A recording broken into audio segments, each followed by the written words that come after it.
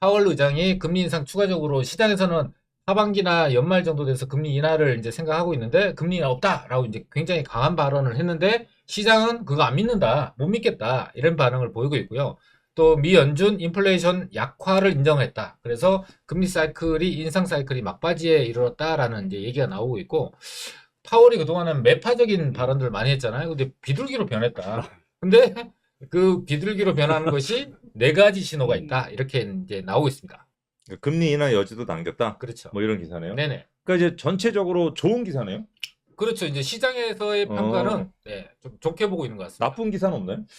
이게 좋은 기사만 보여주면은 네. 이게 아전인수 같잖아요. 아전인수는 아닌 것 같고 지금 네. 전체 분위기가 전체 분위기 어쩔 수 없이. 네, 물론 소수의 이제 그러니까 매파적인 발언을 강하게 지금 여기 이제 금리 인하는 없다라는 부분하고 같이 대칭적으로 해서 못 믿겠다라는 시장 반응을 보이고 있는 거니까 네, 그렇게 보시면 될 것 같습니다. 네, 전체적으로 분위기는 긍정적이다. 부동산 시장의 악재 네, 이제 세 가지죠. 부동산 가격이 그동안 하락했다라고 하는 모든 전문가들이 다 공통적으로 판단하는 게 첫 번째가 금리, 그렇죠. 이제 두 번째가 이제 규제, 네, 그렇죠. 이제 세 번째가 이 전세가. 이 세 가지인데 네. 이 중에서 결국 금리도 전세가 때문에 움직이는 거잖아요. 맞아요. 그렇죠. 그러니까 이제 보면은 가운데 규제는 이제 없어졌어요.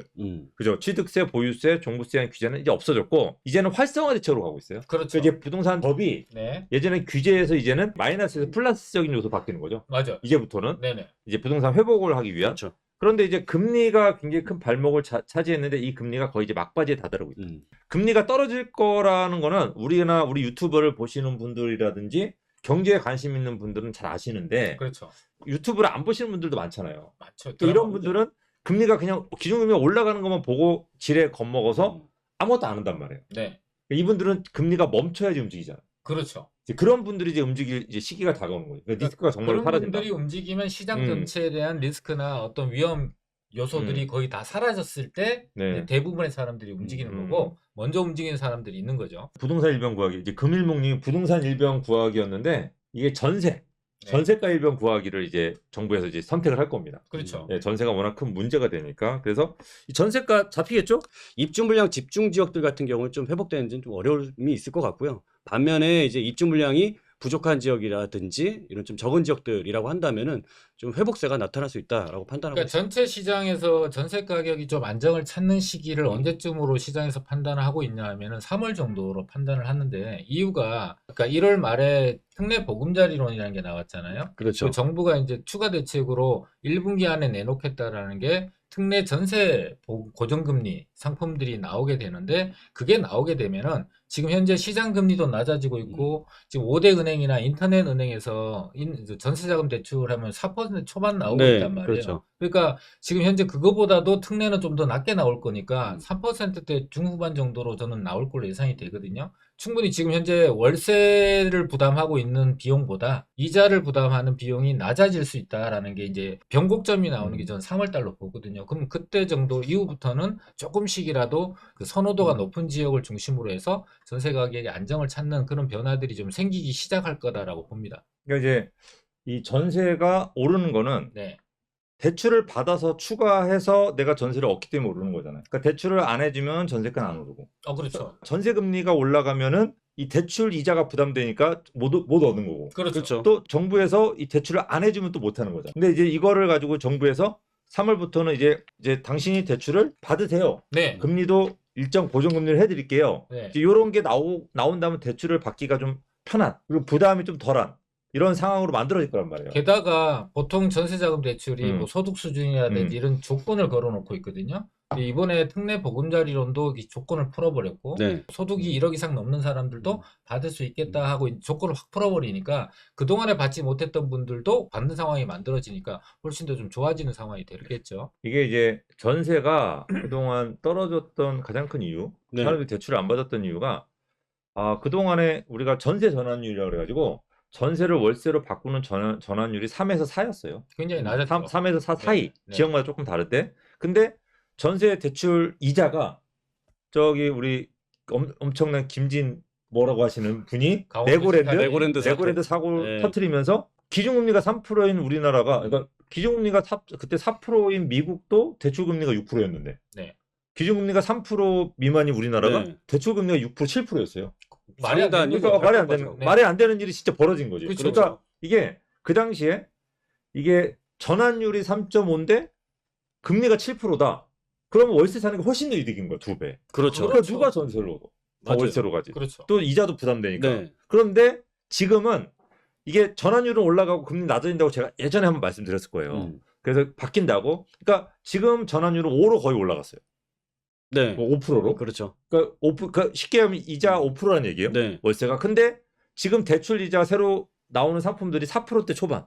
그렇죠. 그리고 요번에 뭐 특례 전세자금 대출. 뭐 버팀목이나 네. 디딤돌 이런 네. 게 이제 나오게 되면 그거는 3%대까지 예상한단 말이에요. 네. 그러면 이제 바뀐 거지 입장이. 그죠. 낮아지게 된 월세를 살게 되면 5%를 내야 되는 거고 전세를 살게 되면 이제 3.5% 뭐 3.7%를 내게 되면 전세 사는 게 더 이득으로 바뀌는 거예요. 그렇죠. 이제 그러면서 이제 다시 전세가 조금 더 회복해서 물론 이게 빌라나 이런 것들은 되게 회복이 좀 시간이 걸릴 거예요. 그러니까 아파트 위주로 회복하는 게 이제 먼저 간다라고 여러분들이 예상하시면 될 것 같아요. 근데 실제로 그렇게 가고 있고 그렇게 벌어지고 있고 그렇게 정책을 준비하고 있기 때문에 뭐가 특별하게 갑자기 대만하고 중국이 전쟁하지 않는 이상 특별하게 변동이 생기지는 않을 것 같다. 여러분도 여기에 맞춰서 준비를 하셔야 될 것 같습니다. 저 현님이 특례보금자리론 대출 일부 대출이 아니라 전세 내보낼 때 받을 수 있던데요. 자, 이 특례보금자리론은 임대인 입장에서 전세 금액이 낮아져서 내줘야 되는 돈을 할 때 대출을 받을 수 있는 거고,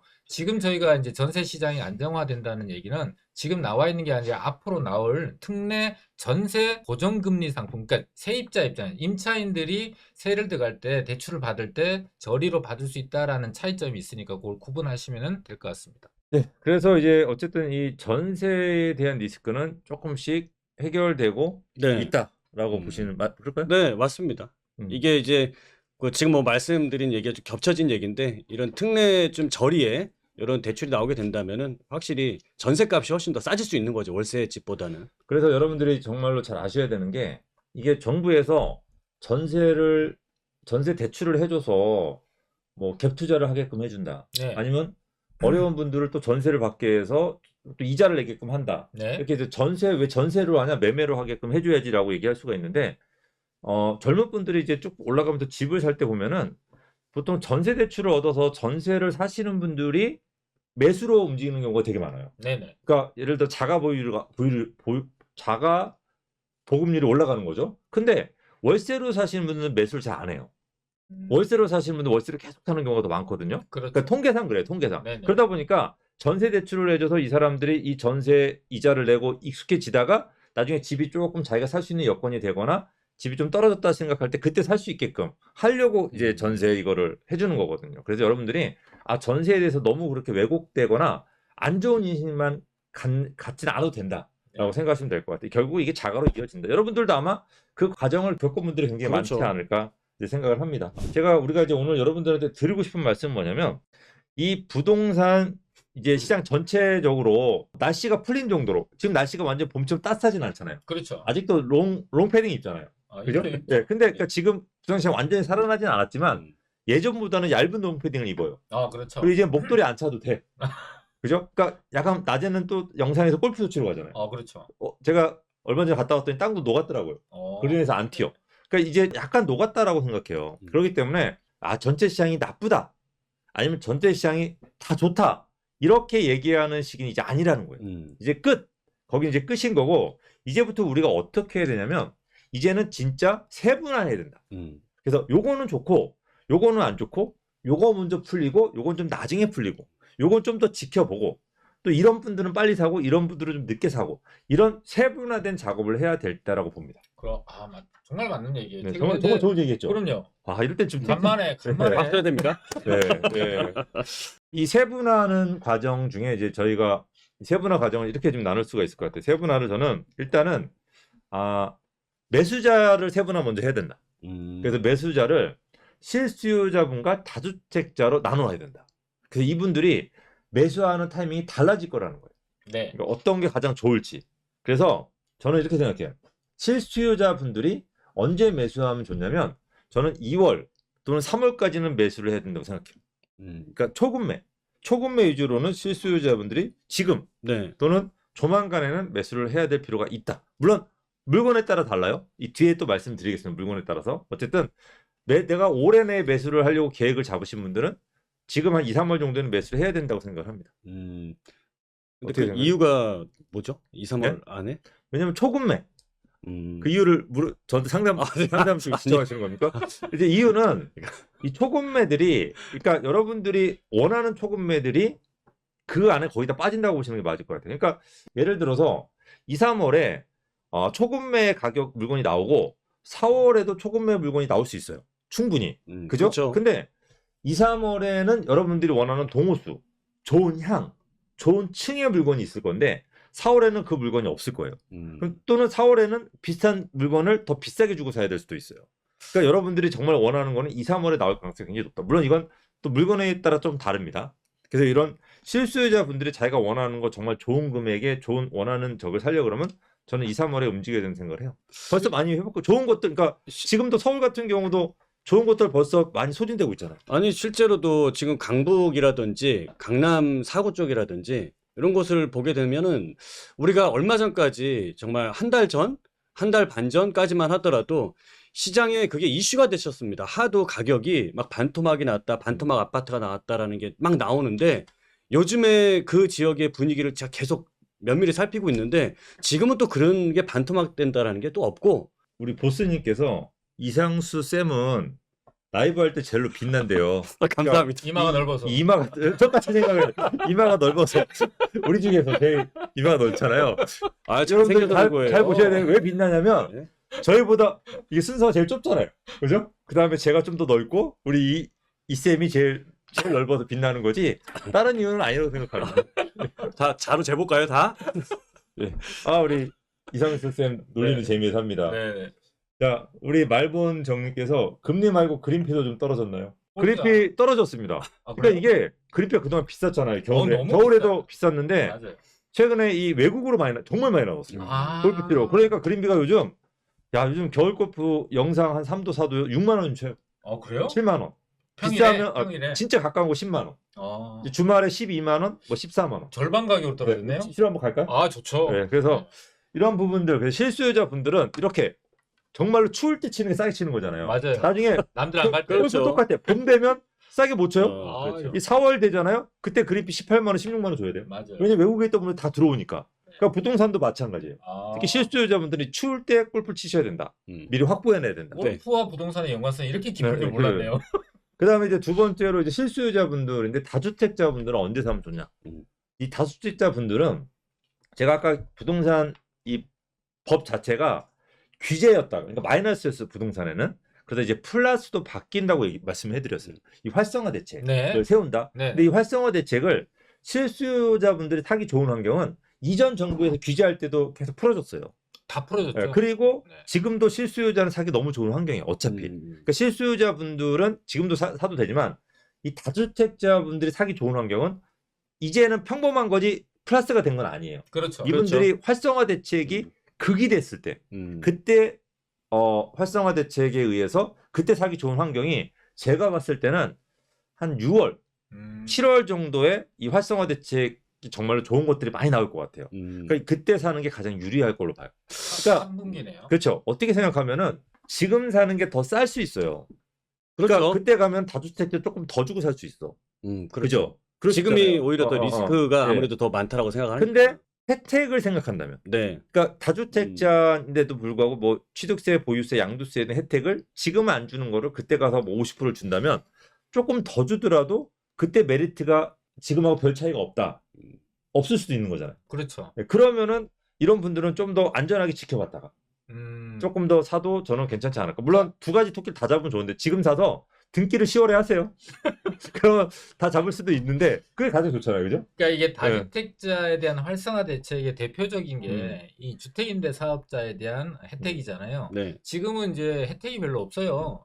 그러니까 규제하던 거 없애버린 정도잖아요. 근데 일단 다주택자 중에서 일반 다주택자 말고 아마 정부가 정책이 나온다면 이제 그 임대 사업자에 대한 혜택을 먼저 나올 거고 그 중에서 가장 큰 게 이 양도세에 대한 부분일 거예요. 네. 그러니까 다주택자분들이 지금 중과세는 뭐 1년간 더 유예를 했지만 이제 나중에 다시 부활할 수도 있다라는 어떤 약간의 두려움은 갖고 있잖아요. 근데 양도세를 중과가 부활하더라도 감면을 뭐 75%씩 해줘버리면 사실 중과가 의미가 없는 거고, 여러 주택을 갖고 있을 때 주택 한 개를 갖고 있는 것보다 두 개, 세 개, 네 개를 갖고 계시던, 물론 자기가 운영할 수 있는 작은 범위 내에 합리적인 투자를 했을 때 이 주택의 숫자라든지 부동산 투자의 숫자가 많은 분들이 수익을 월등히 많이 얻고 있었던 거는 과거의 경험을 통해서 이미 알고 있거든요. 그래서 다주택자분들이 임대사업자에 대한 혜택이 언제쯤 나올 걸로 예상이 되냐면, 일단은 2월에 아파트 등록이 허용되는 게 통과가 되는 과정들을 거칠 거예요. 그러면은 3월 달부터 이제 정부가 내놓을 수 있는